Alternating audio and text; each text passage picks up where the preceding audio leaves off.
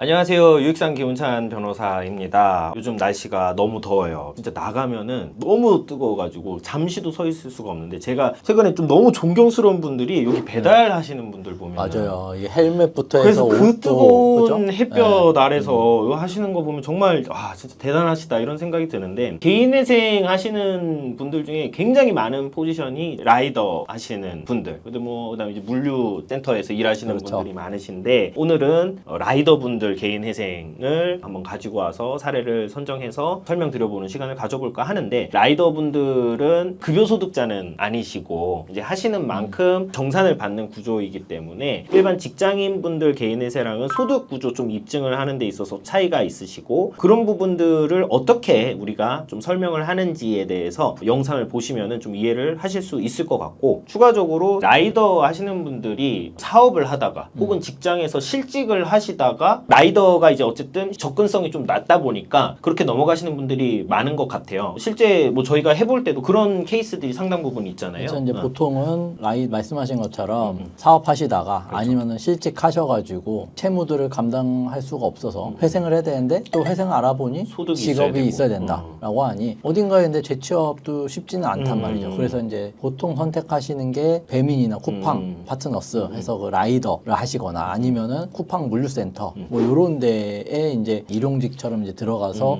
소득 활동을 하면 이걸로 개인회생 가능하냐, 이제 요런 문의들을 많이 주시고, 그렇죠. 조금 이제 알아보신 분들은 걱정되는 게, 그러면 나 소득이 매월 일정하지 않은데 소득이 매월 변하는데 도대체 그럼 내 소득은 어떻게 산정되는 겁니까? 이게 가능한 겁니까? 이제 이런 부분들 고민 걱정 많으신 것 같아요. 그래서 네네네. 오늘 저희가 준비한 배달 대행 하시는 그 사례들을 살펴보시면 이런 식으로 진행되는구나 라는 걸 어느 정도 파악하실 수 있을 것 같습니다. 좋습니다. 그러면 변호사님 선정 사례부터 한번 설명해 주시면 좋을 것 같아요. 이제 제가 준비한 그 배달 대행 사례는, 이분 같은 경우는 이제 실직을 하셔서 생활비가 부족하시다 보니까 거기서 이제 대출이 시작되신 거고, 그러다 보니 이제 개인회생을 알아봐야겠다, 개인회생을 진행해야겠다 생각을 하신 게 되니 어딘가 이제 취업하시는 게 쉽지는 않았겠죠. 네. 그래서 이제 라이더로 이제 취업을 하셔서 사건을 진행하시다 보니 당연히 이제 최근 취업 이슈가 따라올 수밖에 없는 사례일 거고, 그렇다 보니 최근 취업에 부수하는 이제 조건부인가 이슈까지 있었던 분인데, 어떤 과정으로 사건이 진행됐는지 한번 좀 살펴보면 좋을 것 같습니다. 네, 좋습니다. 그래서 이분 같은 경우는 이제 인천지방법원에서 사건이 진행됐죠. 인천 같은 경우는 굉장히 조건부인가가 많이 나오는 법원인데, 최근 취업 이슈가 있다 보니 당연히 이제 조건부인가 이슈가 따라 붙을 수밖에 없었겠구나, 이거를 이제 좀 유추하실 수 있을 것 같아요. 아무래도 이제 연세가 좀 있으시죠. 그래서 52세다 보니까 어딘가에 재취업하시는 게 쉽지 않았을 거고, 그래서 이제 라이더 배달 대행업을 이제 선택하시게 된 거고, 월 소득은 210만 원 정도 되셨고, 총 채무액은 6,500만 원이었습니다. 그리고 최근 채무액은 1년 기준으로 했을 때 1,900만 원으로 한 30% 정도 되시는 분이었는데, 개인회생 진행 경위를 한번 살펴보면, 네. 원래는 이제 건설 현장에서 관리 업무를 하시던 분이었어요. 그래서 건설 현장 팀장으로 근무하셔서 안정적인 소득 활동을 하셨는데, 건설 현장들이 또 이제 이런 부침을 많이 겪죠. 특히는 이제 프로젝트 중단, 21년, 2년 때부터 이제 글로벌 경기 침체가 왔었고, 그렇죠. 금리가 인상되고 건설 경기도 그 당시가 이제 최악이었죠. 그래서 상당히 많은 PF들도 무너지고 건설이 중단되고 뭐 했는데, 마찬가지로 이제 24년 초부터 공사 중단 연기되면서 기존 업무를 못 하시게 된 거였고, 재취업을 하려다 보니까 일자리가 없죠. 그러다 보니까 이제 취업에 실패하셨고, 이제 생계비, 월세, 카드 대금 부담이 누적되다 보니 개인회생은 이제 고민하실 수밖에 없는 상황이셨던 거죠. 근데 배달 대행이라는 것도 사실은 많은 분들께서 이제 쉽게 말씀하시기로 뭐 할 거 없는데 배달 대행이나 할까 뭐 이제 이런 말씀하시지만, 아까 이제 변호사님도 말씀하신 것처럼 사실 이렇게 더운 날씨에 비가 오면 비가 오는 대로 위험하고, 눈이 오면 한겨울에는 또 엄청 미끄럽고, 맞아요. 그다음에 또 춥고, 사실은 이게 정말 쉬운 일이 아니란 맞아요. 말이죠. 이걸로 소득을 네. 어느 정도 발생시키시려면 정말 열심히 일하셔야 돼요. 맞아요. 그러니까 정말로 뭐 저기 일반적인 정규직 근로자들 뭐 9 to 6 해서 이제 9시부터 6시까지 점심시간 빼고 8시간 일한다라고 하는데, 사실 그 정도 업무에서는 일반적인 소득을 맞추기도 정말 힘들죠. 진술서에서도 나타내는 것처럼 쿠팡이츠 배달 대행을 시작했지만 초보자의 한계와 날씨의 영향, 길도 잘 모르는 수밖에 없단 말이죠. 그래서 안정적인 수입 확보가 어려움이 발생했다. 특히나 이제 뭐 주유비, 엔진오일, 타이어 구동부의 정비비 등 유지비도 이제 계속 발생하는 상황이 됐다. 결국에는 이제 개인회생 진행하시게 된 건데 이제 접수시 변제기획안부터 한번 살펴보면 네. 작년 초 25년 2월 3일 날 이제 사건을 접수했는데 평균 소득이 210만 원이었고 1인 생계비가 25년 기준으로 143만 원이었는데 여기에 이제 일부 추가 생계비를 조금 더해서 157만 원을 공제하고 한 달에 55만 원씩 네. 36개월 이제 1,900만 원 갚는 걸로 일단은 사건은 접수는 했습니다. 네. 보전공고 인천이니까 사실 보전공고가 또 그렇게 만만하지는 않아요. 그렇죠. 그리고 최근 취업 이슈가 있다 보니 보전공고 나온 것들 한번 살펴보면 정확한 청산 가치 반영 및 소비 형태, 소비 규모로 보아 채무자의 월 평균 수입 산정이 합리적인지 여부를 파악하기 위해 사실은 이 보정 내용부터 만만치 않죠. 그렇죠. 당신 월 평균 수입 산정이 합리적인지 보려니 한 달에 카드값이나 이런 거 얼마 쓰는지부터 보고 만약에 카드값이 엄청 많이 쓰면은 소득을 고의적으로 낮추거나 아니면 뭐 소득을 조작한 거 아니야? 라는 기본적인 의심의 전제로 사건을 바라보는 거죠, 지금. 그래서 발급받아 사용한 각 신용카드별로 현재까지의 카드 상세 이용 내역서를 내십시오. 그다음에 각 신용카드의 월별 사용 내역을 제출하십시오. 그러니까 카드 사용 내역을 이런 식으로 제출하라는 거고, 그다음에 최근 채무와 관련해서 뭐 이제 사용처를 구체적으로 정리해 보십시오. 이런 보정이 나왔고, 그리고 저희가 이제 기본적으로 접수할 때 카드 사용 내역이나 이런 부분들도 같이 다 정리해서 미리 접수를 하는데 여기 이미 다 이제 회생위원이 본 거죠. 그래서 개인회생 신청 직전 고액의 신용카드 사용액, 그래서 뭐 국민카드 뭐 200만 원, 삼성카드 80만 원, 이거는 이제 사용 목적이 무엇이냐 명확히 소명하시고 혹시라도 뭐 사치 사행성뿐만 아니라 개인회생 신청 비용인 경우에도 이제 전액을 청산가치에 반영하라. 이제 카드 사용 내까지 굉장히 좀 뭔가 타이트하게 보고 있구나 이런 느낌이 좀 들죠. 채무자 수를 차량과 관련해서도 보험증권을 내라든지 뭐 이제 시가 요거 산정해서 반영해라. 뭐 이런 보정이 나왔고, 이 부분이 어떻게 보면은 좀 핵심적인 보정일 것 같아요. 최근 취업 이슈가 있는 분이다 보니까 취업하신 지 한 3개월 정도밖에 안 됐으니까 이때부터 현재까지의 거래 내역서, 그다음에 근무처 발급한 수수료 지급 명세서, 사업소득 원천징수 중을 제출하십시오. 그 다음에 영업비용에 대한 소명자료도 내십시오. 어떻게 보면은 라이더분들은 개인 사업자 범주에 들어가시기 때문에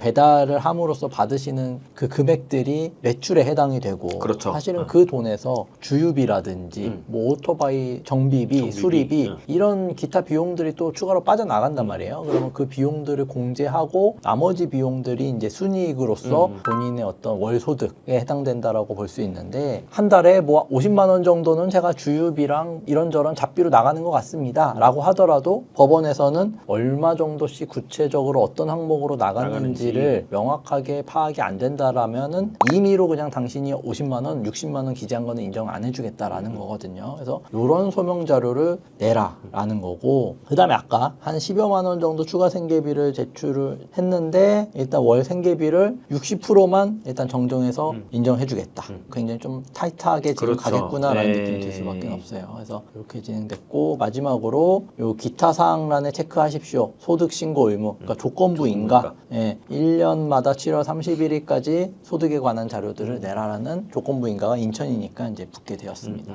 요 중에서 이제 소득 산출에 대한 것만, 아까 최근 취업이니까 소득에 관한 원천징수 영수증이라든지 거래 내역이라든지 이런 자료들을 모두 일괄해서 내라고 했잖아요. 그리고 영업비용으로 공제하는 것은 임의의 비용은 인정할 수 없으니 그 항목별로 구체화해서 제출해라 라고 했으니, 이제 많은 분들께서 궁금해하시는 게, 그러면 내 소득은 매월 변동하는데 내 소득은 어떻게 산정이 돼야 되는 거냐, 그 다음에 영업비용은 어떤 식으로 얼마나 공제가 되는 거냐, 이 부분이 이제 가장 관건일 것 같아서 그것만 제가 따로 준비를 해봤습니다. 좋습니다. 이분 같은 경우는 11월에 이제 업무를 시작을 하셨는데 11, 12월 합쳐서 계산을 해보니 580만 원 이제 매출이 발생하신 거예요. 네. 다만 영업비도 또 굉장히 크죠. 뭐 처음 11월에는 영업비가 200만 원, 그 다음에는 12월에는 30만 원, 그 다음에 1, 2월은 또 영업비용이 줄어서 뭐 10만 원, 20만 원 이런 식으로 해서 11, 12월 평균을 냈더니 이제 영업비용을 빼고 실수령이 340, 그리고 1월 달은 300, 2월 달은 190. 그러면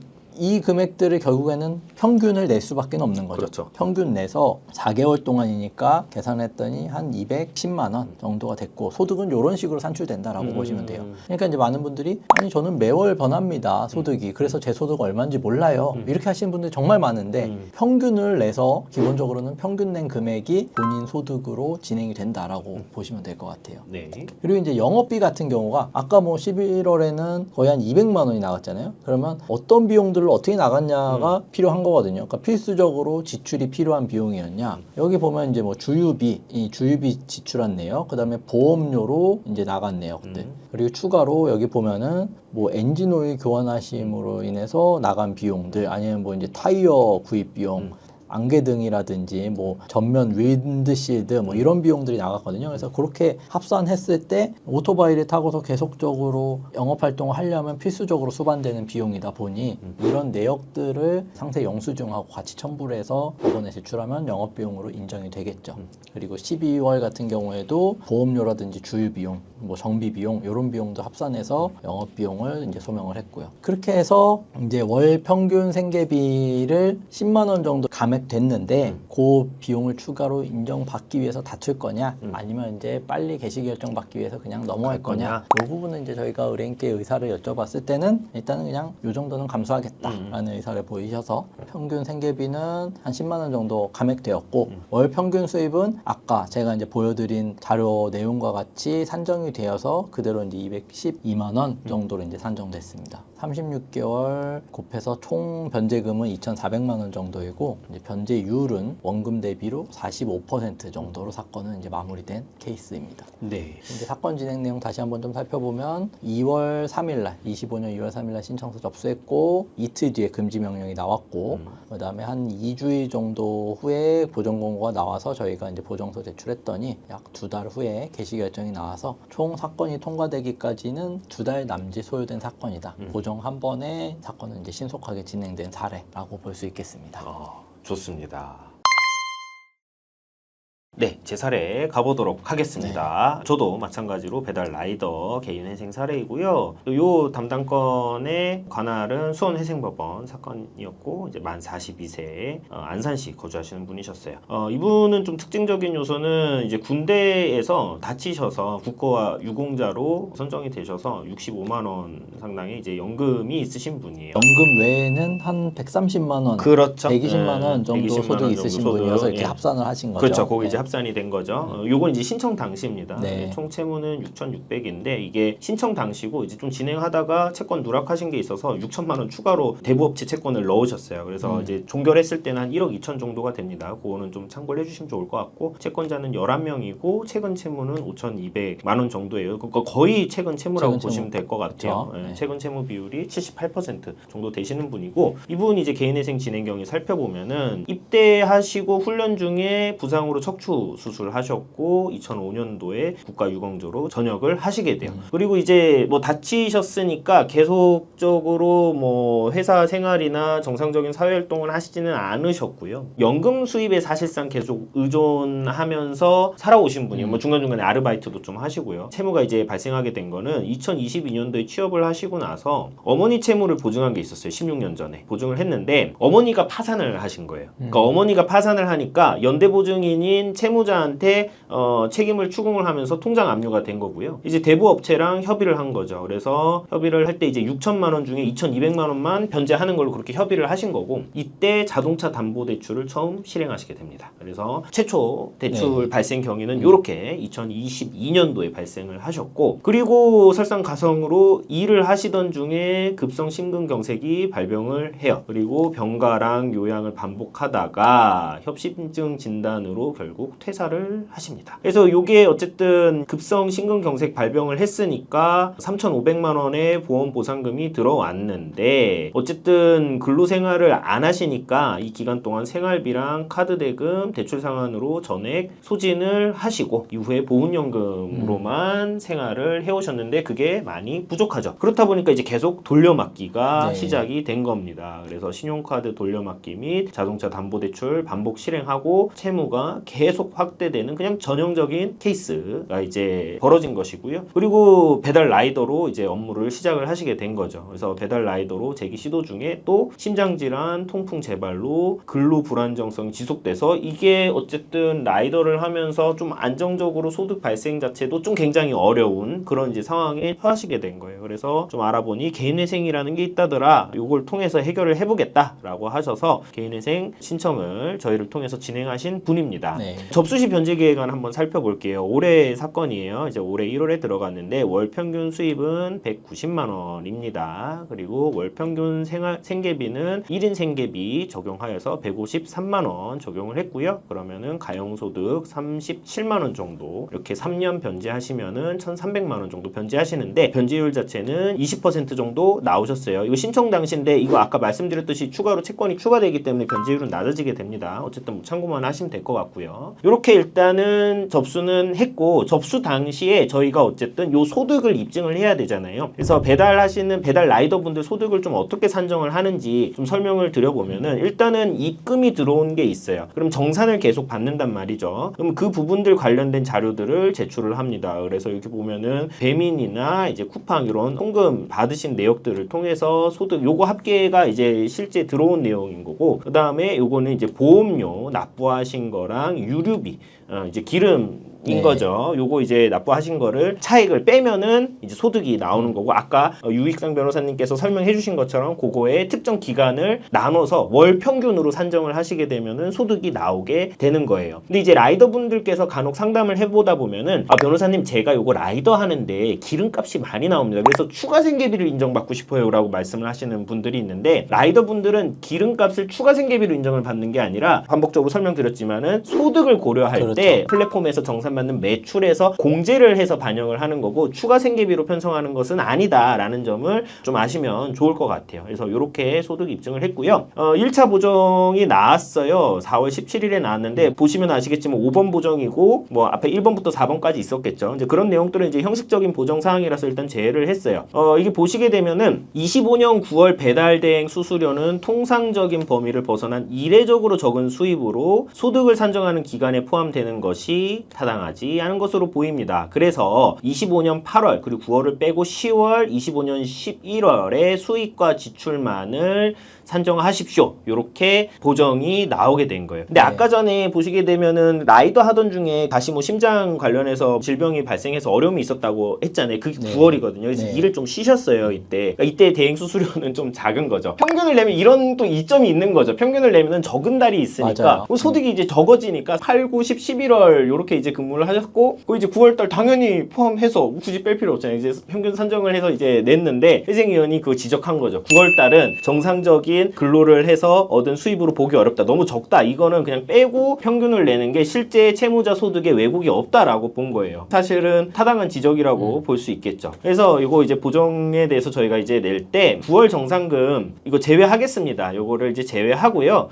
다만 이거를 제외를 하게 되면 소득이 올라가잖아요. 소득이 올라가면은 변제금이 늘어나게 되죠. 근데 다만 채무자의 변제 수행 가능성을 위해서 주거비 명목의 추가 생계비를 좀 인정을 해주세요. 그러니까 40만 원 정도를 저희가 소득을 올려서 변제금 늘어나는데 하여튼 좀 이게 그 추가 생계비를 좀 인정을 해주세요. 추가 생계비 어느 정도 인정을 해주시냐면 저희 최초에 변제 계획안 냈을 때 그때 이제 총 변제금 있잖아요. 그거에 좀 맞게끔 저희가 추가 생계비를 좀 인정해 주십시오. 한 거죠. 그래서 이제 소명 자료를 낸 건 이제 관리비였어요. 이제 관리비가 83만 원씩 매달 나가셨거든요. 그래서 계약서상에 여기 관리비 항목 이제 볼드 처리해서 제출을 하고 실제 이제 관리비 납입하신 내역도 같이 내면서 이런 이제 요청을 한 거죠. 그래서 보정 권고에 따라서 저희가 일단 제출한 걸 보게 되면은 월 평균 수입이 신청 당시에 190만 원이었는데 그 아까 문제의 달을 빼고 나니까 230만 원으로 평균 수입이 올라가게 된 거예요. 그러면은 이게 따라서 가용소득이 늘어나게 되는데 저희가 월 평균 생계비를 지금 이제 올려달라고 한 거죠. 190만 원으로.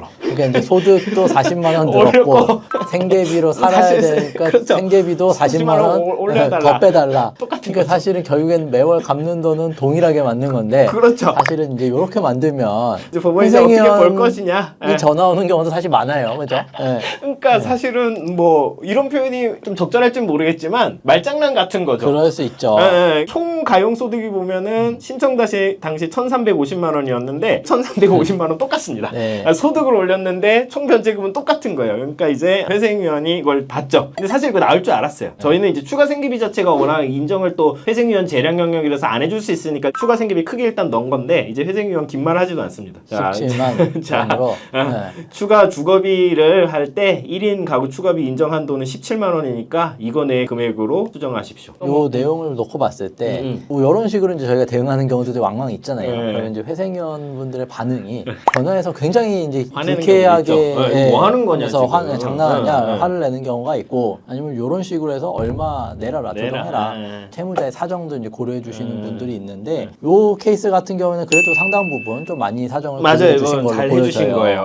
그러면 사실은 이제 이게 나왔을 때 우린 추가 생계비 40만 원 인정했는데 왜 17만 원만 인정해줬어? 이거 부당한 거 아니야? 라고 느끼시면 안 되는 거고 이거는 사실은 잘 받아주신 겁니다. 사실 이 17만 원 자체도 재량 영역이기 때문에 구체적으로 어떤 변제율이나 이런 거를 따졌을 때 인정을 안 해줘도 딱히 할 말이 없긴 하거든요. 아까 총 채무 자체가 한 1억 2천 정도 되시기 때문에 변제율이 그렇게 높지는 않았어요. 근데 어쨌든 요거 이제 인정이 됐으니까. 그래서 개시 결정이 나왔을 때의 변제 계획안을 보게 되면은 월 평균 수입은 올랐어요. 다시 산정했으니까. 그리고 월 평균 생계비는 이제 아까 말씀드렸던 17만 원 반영해서 170만 원 정도로 반영을 했고요. 그럼 월 변제금은 58만 8천 원. 그래서 총 변제하는 금액은 2,100만 원 정도가 되고요. 그럼 변제율 자체는 원금의 16.3% 정도가 되시는 겁니다. 그래서 이렇게 개인회생 개시 결정을 받은 케이스이고 진행 내용 한번 정리를 해볼게요. 올해 1월에 신청서 접수했어요. 그러니까 올해 해 넘어가자마자 바로 접수를 하셨던 케이스이고 놓고 나서 이틀 지나서 금지 명령 바로 나왔고요. 3개월 정도 지나서 보정 권고 나왔고 이거에 대해서 저희가 의견서를 제출을 바로 했고 아까 전에 2차 보정까지 나왔죠. 그래서 다시 2달 정도 지나서 2차 보정 나오고 이거에 대해서 저희가 보정서 제출을 해서 개시 결정이 한 일주일 정도 지나고 나서 바로 나오게 되었습니다. 총 통과되기까지는 한 5개월, 5개월 정도 정도. 됐고 네. 보니까 접수 시 대비해서는 월 변제금이 20만 원 정도 이제 상향되긴 그렇죠. 했지만